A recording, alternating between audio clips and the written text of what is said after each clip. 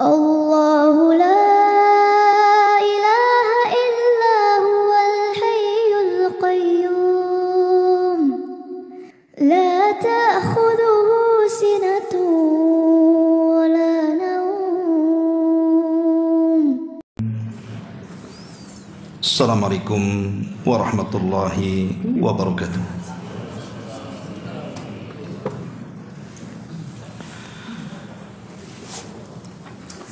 Alhamdulillah wassalatu wassalamu ala rasulillah wa ala alihi wa sahbihi wa mawalah wa la hawla wa la quwata illa billahi wa ba'du. Baik, kita lanjutkan kajian kita. Masih melanjutkan surah Al-Qalam, dan kita masuk pada ayat ke-44 dan seterusnya. A'udzubillahi minasyaitonir rajim. Bismillahirrahmanirrahim. Fadharni wa man yukadzibu bihadzal hadits sanastadrijuhum min haitsu la ya'lamun wa umli lahum inna kaidi matin am tas'aluhum ajran fahum min maghramin muthqalun am indahumul ghaibu fahum yaktubun. Maka serahkanlah kepadaku urusannya, dan orang-orang yang mendustakan perkataan Al-Quran kelak akan kami hukum mereka dengan cara berangsur-angsur dari arah yang mereka tidak mengetahuinya. Dan aku memberikan tangguhan waktu kepada mereka. Sesungguhnya rencanaku sangat pedih. Ataukah engkau wahai Muhammad meminta imbalan kepada mereka sehingga mereka dibebani dengan uang, dibebani dengan hutang? Ataukah mereka mengetahui yang gaib lalu mereka menuliskan perkara gaib itu? Baik, ma'asyiral muslimin wal muslimat rahimakumullah. Pada ayat ke-44 dan juga ke-45, di sini Allah Subhanahu wa taala menjelaskan kepada kita bahwa orang-orang yang mendustakan Al-Quran dari orang-orang kafir, maka kelak mereka akan dihukum oleh Allah Subhanahu wa taala secara perlahan, dan mereka tidak mengetahui padahal mereka sedang dikirim azab oleh Allah Subhanahu wa taala, karena Allah memberikan tangguhan akan rencananya. Inilah yang bahasa ulama disebut dengan al-istidraj. Ma'asyiral muslimin yang dimuliakan Allah Subhanahu wa taala, lalu apa istidraj itu? Karena di sini Allah Subhanahu wa taala mengatakan sanastadrijuhum min haitsu la ya'lamun. Ulama mengatakan istidraj adalah an yu'tiyallah al-'abdadh-dhal kullama yuriduhu fid dunya liyazdadu dhalalatan wa jahlan wa inadan. Istidraj adalah Allah Subhanahu wa taala memberikan kepada hamba seluruh apa yang dikehendaki hamba itu. Apa yang mereka kehendaki dalam kehidupan dunia ini, Allah Subhanahu wa taala memberikannya. Gunanya agar Allah Subhanahu wa taala menambah kepadanya kesesatan, kejahilan dan penentangan, dan semakin hari semakin jauh dari Allah Subhanahu wa taala. Ma'asyiral muslimin wal muslimat rahimakumullah. Dan sebagian para ulama juga mengatakan istidraj adalah al-akhdhu bit-tadriji darajatan, di mana Allah Subhanahu wa taala memberikan hukuman ataupun azab dengan cara perlahan. Artinya ketika kemudian Allah Subhanahu wa taala memberikan banyak nikmat dan kebaikan, justru kebaikan dan nikmat itu bukan malah mendekatkan diri kepada Allah, tapi justru malah menjauhkan ia dari Allah Subhanahu wa taala. Dan semakin bertambah kesesatannya, penentangannya kepada Allah Subhanahu wa taala. Maka Allah Subhanahu wa taala memberikan kesempatan kepada orang ini. Apakah dia ingin bertobat ataukah justru di atas penyimpangannya sampai pada waktunya Allah Subhanahu wa taala mengirimkan azab kepadanya. Atau dengan kata lain yang mudah kalimat istidraj itu, seseorang diberikan nikmat oleh Allah Subhanahu wa taala berupa sorga di dunia, tetapi dia sendiri berlumuran dengan dosa. Di antara gambaran istidraj itu banyak. Ada di antara manusia itu yang diberikan kedudukan di dunia, diberikan pangkat ataupun jabatan di dunia, tetapi mereka makin jauh kepada Allah Subhanahu wa taala. Di mana pangkat dan pangkat dan kedudukannya ini justru semakin dia jahat dan semena-mena. Terkadang dengan pangkatnya dia menindas orang lain. Dan itu yang banyak kita dapati di antara pejabat-pejabat kita. Ketika mereka sudah menjabat, justru mereka menindas orang-orang yang di bawahnya. Dan itu bagian daripada istidraj.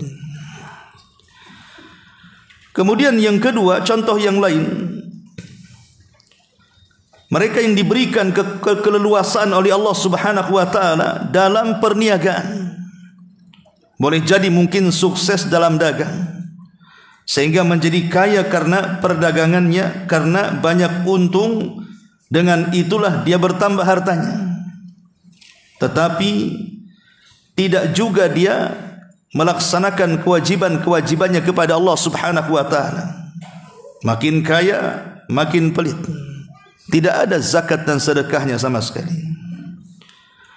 Walaupun zahirnya kaya dan selalu untung dalam berniaga, maka ini adalah istidraj bagi Allah Subhanahu wa taala.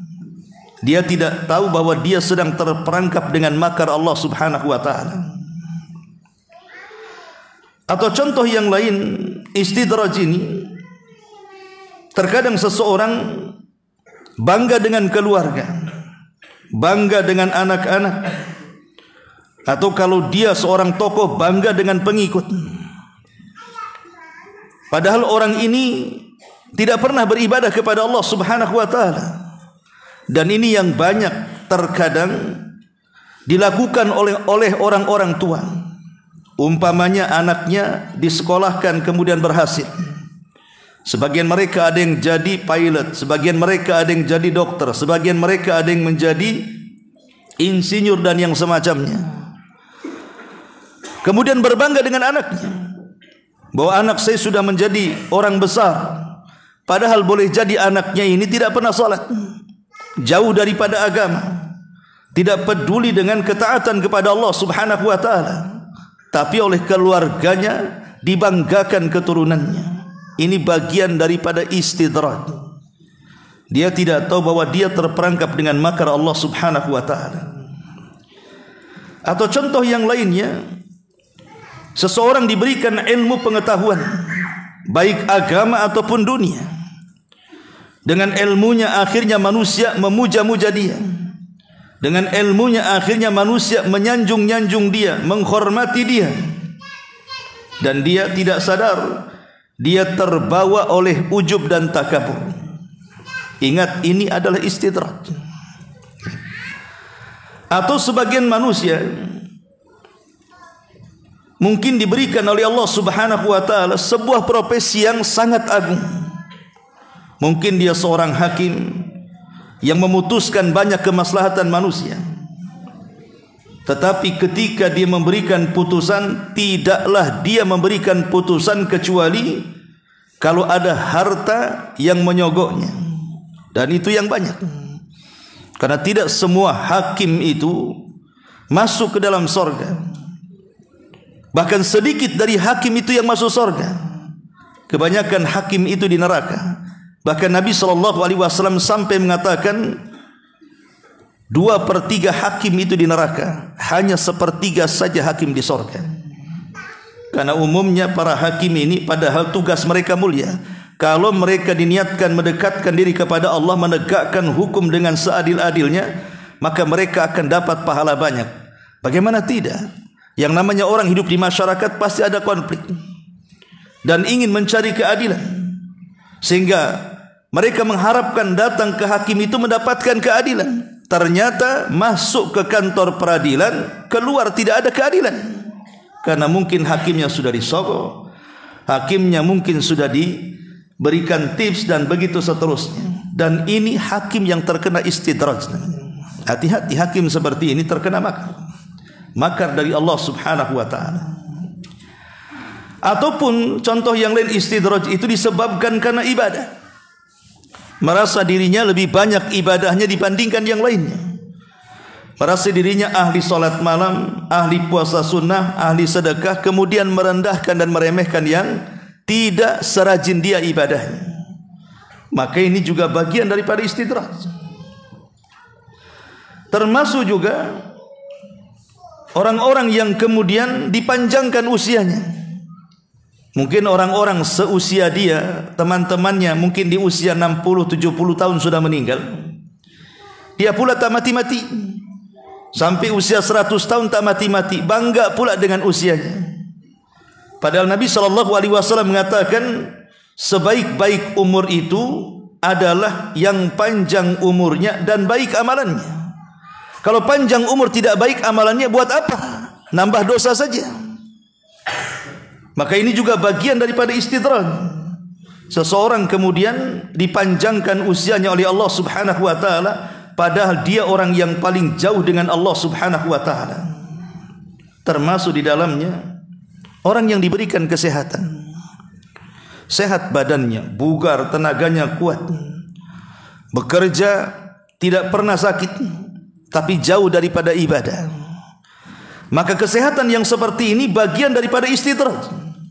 Dia tidak memanfaatkan kuatnya fisik untuk beribadah kepada Allah Subhanahu wa taala. Termasuk juga di dalamnya orang-orang yang mereka diberikan nikmat luas oleh Allah Subhanahu wa taala, memiliki harta banyak, rumah besar, kendaraan megah, tanah luas, uang melimpah dan begitu seterusnya, tapi mereka jauh dari kewajiban kepada Allah Subhanahu wa taala. Ini semua bagian daripada istidraj. Ma'asyiral muslimin yang dimuliakan Allah Subhanahu wa taala, lah sifat istidraj ini ikhwan dijelaskan oleh para ulama. Di antara sifat istidraj ini, yang pertama, sifat istidraj ini, terkadang istidraj ini atau makar dari Allah Subhanahu wa taala kepada hambanya yang mereka bergelimang di atas kenikmatan tapi mereka banyak melakukan dosa. Mereka merasa sorga di dunia tapi penuh dengan dosa. Pertama, annahu ala marahil.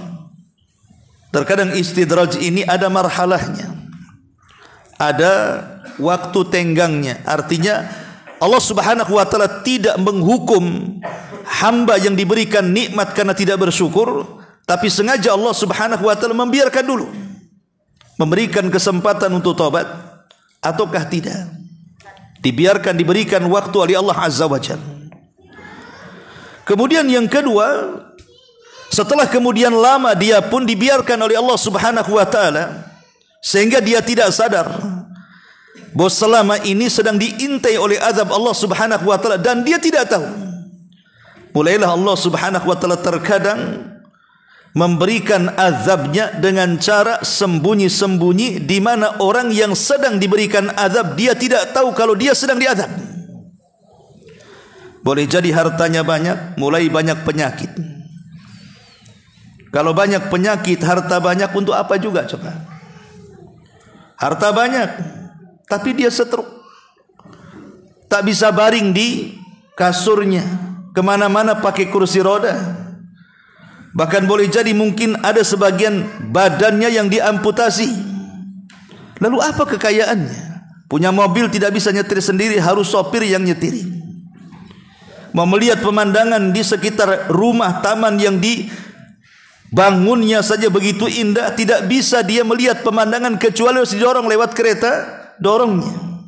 Lalu hidup yang seperti ini untuk apa coba? Tidak ada nikmat-nikmatnya.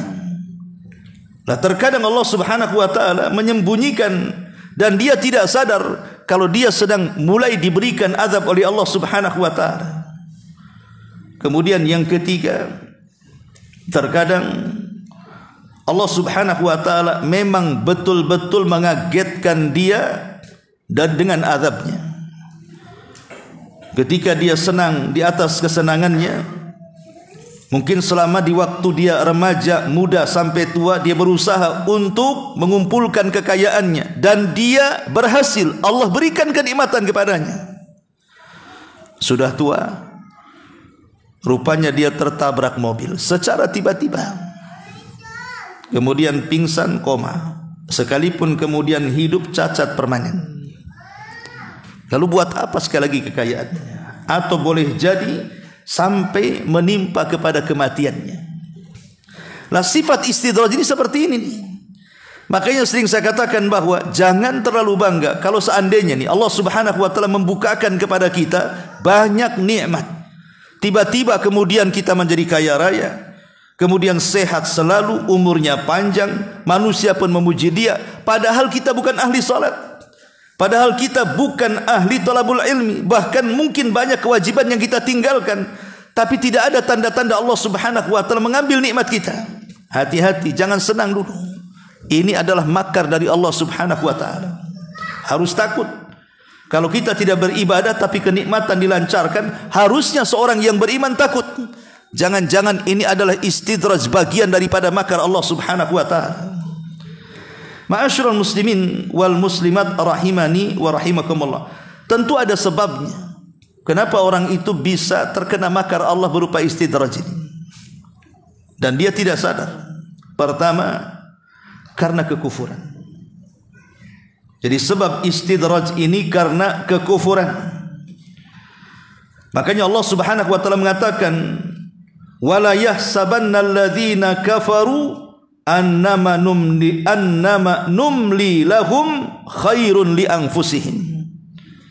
Janganlah orang-orang kafir itu mengira ketika Allah Subhanahu wa taala membiarkan mereka tidak diazab sama sekali, itu lebih baik bagi mereka. Jangan kalian kira seperti itu.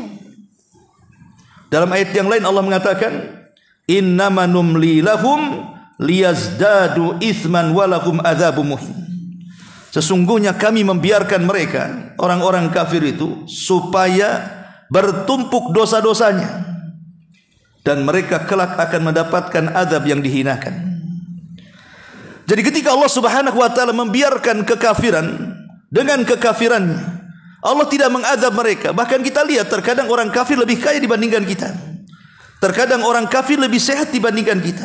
Terkadang orang kafir lebih panjang pula usianya dibandingkan kita. Terkadang orang kafir usahanya dimudahkan oleh Allah dibandingkan kita. Bukan berarti Allah Subhanahu wa taala membiarkan orang-orang kafir seperti itu. Tidak. Allah Subhanahu wa taala sengaja menumpuk-numpuk dosa mereka, supaya nanti pada hari kiamat mereka akan diazab oleh Allah Subhanahu wa taala dengan azab yang sangat menghinakan mereka.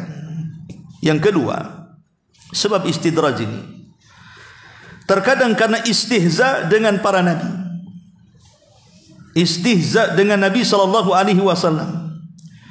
Allah Subhanahu wa taala mengatakan dalam surah Ar-Ra'd 32, "Wa laqad istuhzi'a bi rusulin min qablik fa amlaytu lil ladzina kafaru thumma akhadtuhum fa kaifa kana iqab.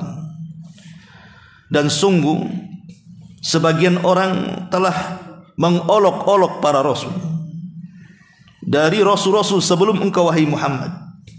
Maka Allah mengatakan, maka aku pun membiarkan mereka orang-orang yang mengolok para rasul itu. Sampai pada waktunya kami akan azab mereka dan mereka akan tahu betapa dahsyatnya adabku kepada mereka.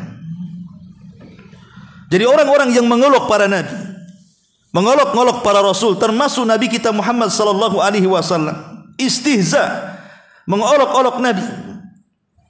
Kan dulu sering kita mendengar orang-orang yang mengolok-olok Nabi sallallahu alaihi wasallam dengan membuat karikatur ataupun candaan-candaan yang isinya adalah mengejek Nabi sallallahu alaihi wasallam.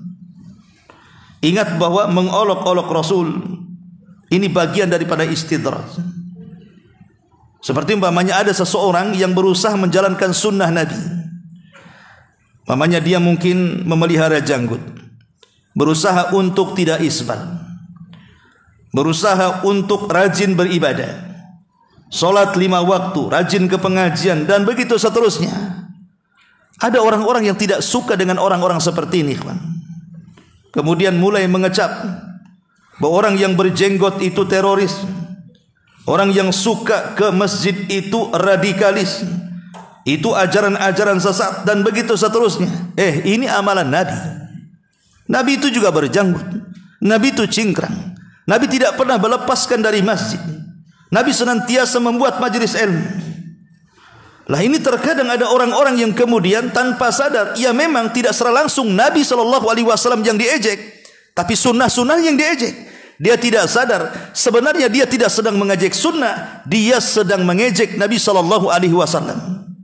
Kalau orang mengejek janggut, hakikatnya dia mengejek Nabi sebenarnya. Ma'asyiral muslimin yang dimuliakan Allah Subhanahu wa taala. Kemudian yang ketiga di antara sebab istidraj adalah az-zulmu wa tughyan, karena kezaliman dan juga melampaui batas. Allah mengatakan dalam surah Al-Hajj 48, wa ka'ayyin min qaryatin amlaytu laha wa hiya zalimatun thumma akhadtuha wa ilayyal masir. Berapa banyak negeri-negeri, kata Allah, aku biarkan mereka, tidak kuhancurkan, tidak kubinasakan, padahal mereka kufur, padahal mereka zalim. Kemudian pada waktunya kami akan kirimkan azabnya dan semua manusia akan kembali kepadaku, kata Allah. Lihat bagaimana kezaliman itu sebenarnya bagian daripada istidraj. Ingat tentang kisah dahulu Sa'id ibn Zaid atau Zaid ibn Sa'id atau Sa'id ibn Zaid radhiyallahu anhu. Dia adalah menikah dengan adiknya Umar, Fatimah. Dan Sa'id ibn Zaid ini terkenal mustajab doa, sama dengan Abdurrahman ibn Auf. Dia seorang sahabat Nabi sallallahu alaihi wasallam. Satu hari ada wanita yang jahat, wanita fajirah, kemudian mengambil tanah Sa'id ibn Zaid ini dan mengklaim bahwa itu tanahnya. Maka Sa'id ibn Zaid mengatakan, tidak, itu tanahku. Sampailah kemudian perkaranya kepada Khalifah Marwan. Sang Khalifah mengatakan, wahai Sa'id, kalau memang itu tanahmu, mana buktinya? Entah sertifikat, entah surat-surat apalah yang buktikan itu adalah tanahmu. Kata Sa'id, ini tanahku, tanah bapakku. Memang aku tidak punya bukti, tapi ini tanahku. Kemudian kata Khalifah, kalau begitu menurut ajaran Nabi SAW, kalau kamu tidak punya bukti, berarti wanita ini harus bersumpah. Kalau dia berani bersumpah itu tanahnya, berarti tanah itu milik dia. Kata Sa'id, ya Khalifah, wanita ini jahat, suka ngambil tanah orang. Dia tidak takut dengan sumpah dia pasti akan bersumpah. Akhirnya wanita ini bersumpah, betul-betul tidak takut, dia bersumpah karena mengambil tanah orang. Maka Sa'id mengatakan, saksikan wahai Amirul Mukminin, kalau wanita ini dusta dalam kata-katanya, aku hanya memohon kepada Allah Subhanahu wa taala, panjangkan umurnya, banyakkan fitnah dalam kehidupannya, wafatkan dia di tanah dan yang dia klaim bahwa itu tanahnya. Akhirnya berjalannya waktu, betul-betul wanita ini dipanjangkan, tapi kehidupannya tidak pernah tenang. Kehidupannya serba susah, padahal dia sudah mengambil hak orang. Harusnya dengan tanah yang begitu luas dia kaya. Justru banyak fitnah yang mengenai wanita ini. Dan akhirnya dia pun mati di kebun yang diklaimnya. Tidak ada orang tahu. Begitulah terkadang istidraj, ikhwatu fillah muliakan Allah azza wa jalla, karena zalim. Dia tidak tahu bahwa kezaliman itu adalah dosa yang disegerakan hukumannya di dunia sebelum akhirat. Bukankah Rasul yang mengatakan, "Ma min dzambin ajjalallahu uqubatahu fid dunya qabla al-akhirah al-baghyu wa qati'atu rahim." Dosa yang disegerakan hukumannya di dunia sebelum akhirat adalah kezaliman dan pemutus silaturahim. Ma'asyiral muslimin yang dimuliakan Allah Subhanahu wa taala. Kemudian termasuk juga di antara sebab kenapa seseorang itu terperangkap dengan istidraj, karena terlampau menikmati urusan dunia, lupa di akhirat. Karena biasanya dunia ini disebutkan para ulama sirutugyan. Dunia ini rahasia bejatnya orang, jahatnya orang.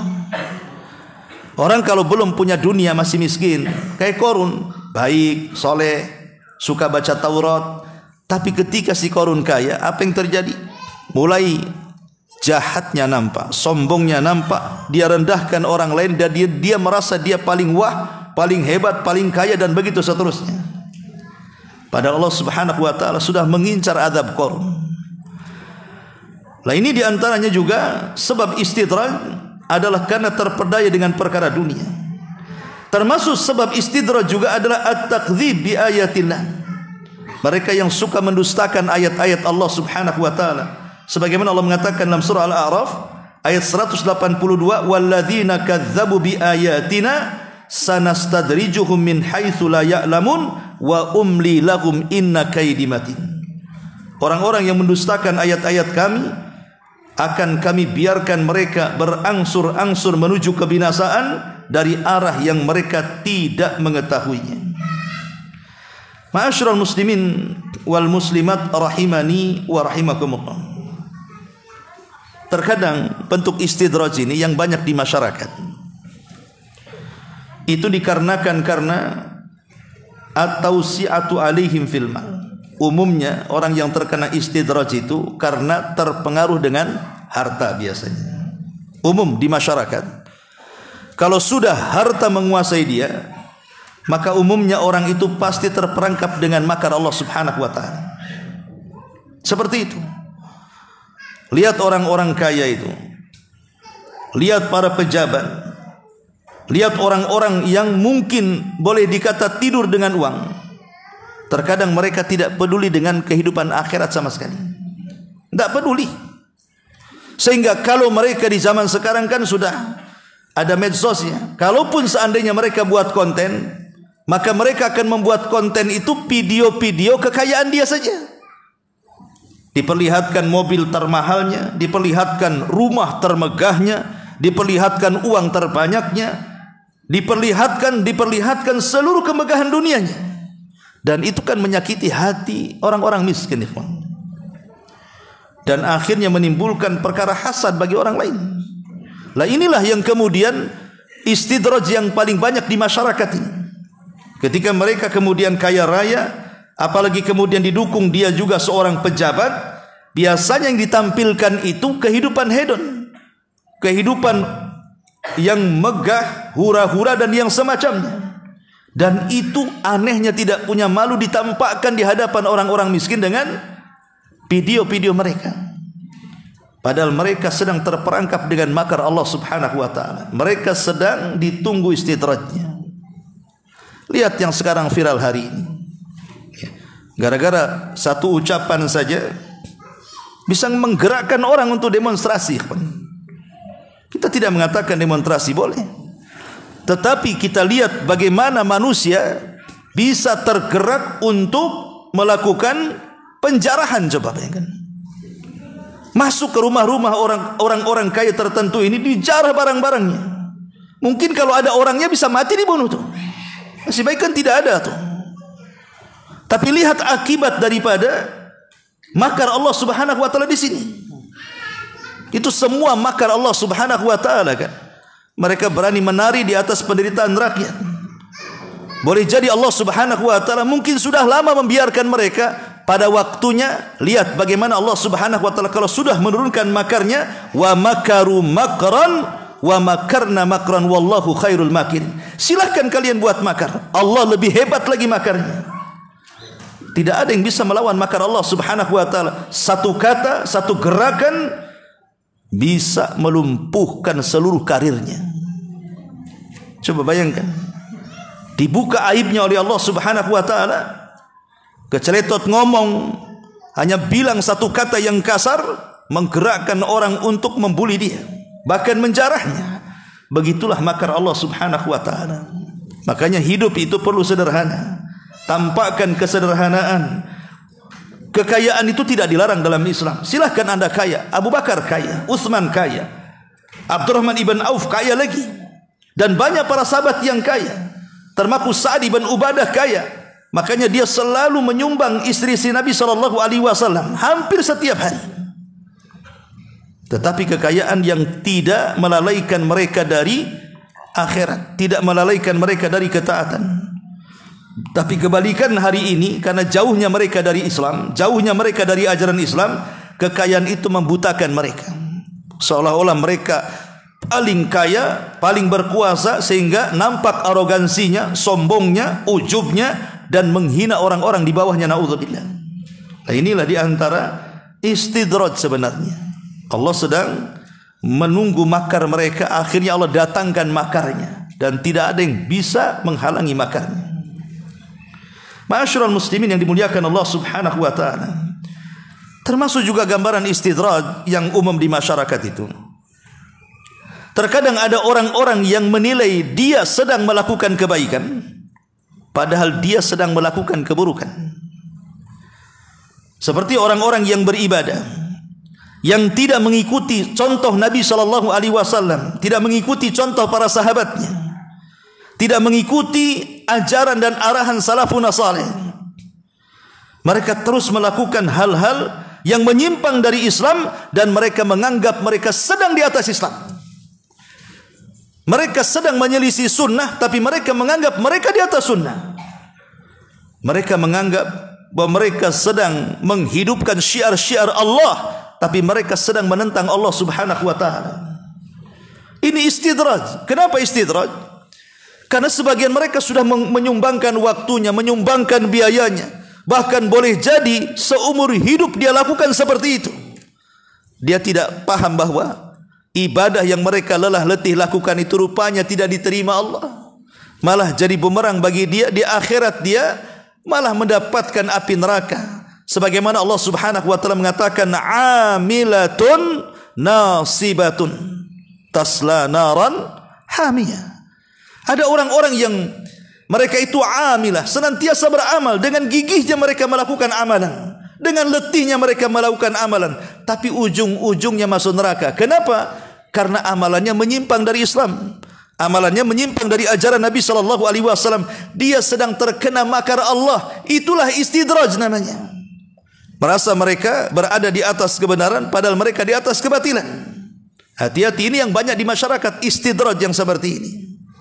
Jangan sampai kemudian seumur-umur kita terkena istidraj, yang harusnya kita ini membawa pahala banyak, justru kita tidak membawa pahala sedikit pun, dan berakhir dimasukkan ke dalam neraka. Na'udzubillah, thumma na'udzubillah.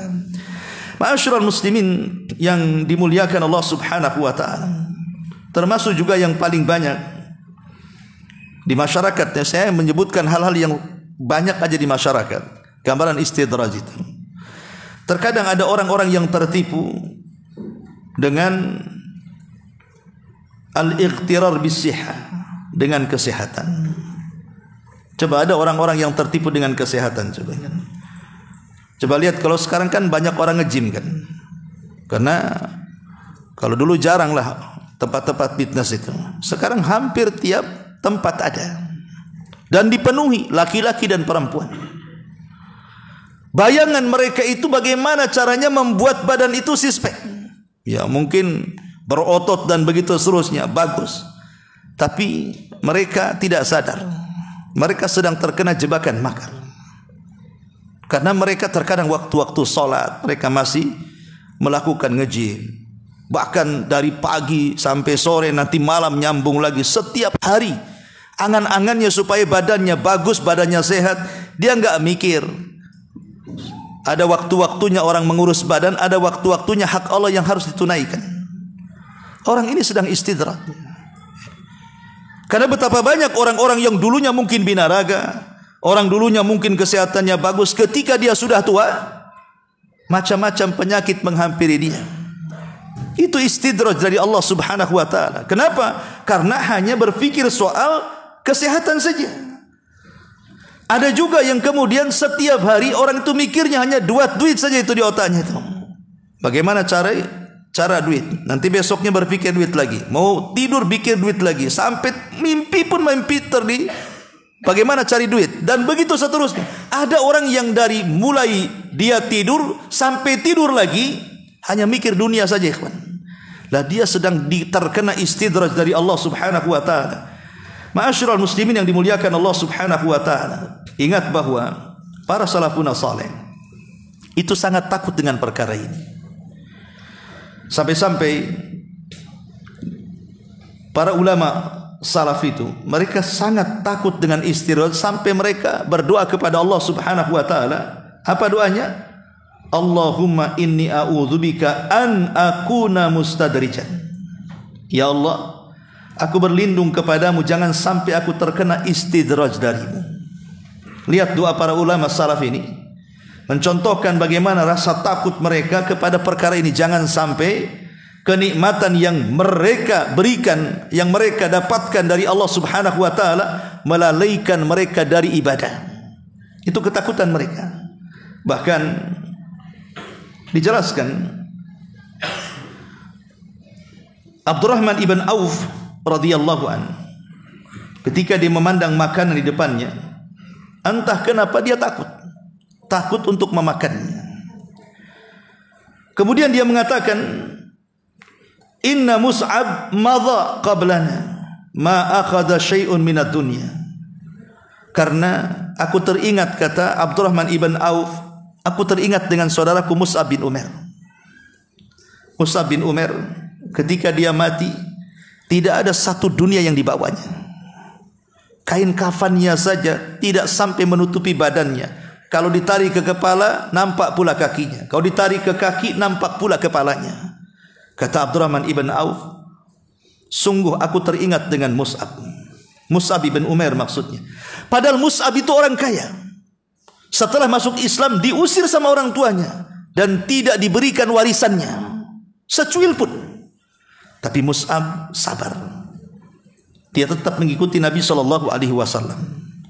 Saat kemudian dia mati syahid di perang Uhud, kemudian dia hendak dikafani oleh Rasul, itulah kain kafannya terlalu pendek. Akhirnya ditarik ke kepala nampak kakinya dibungkus dengan dedaunan, kemudian dikebumikan.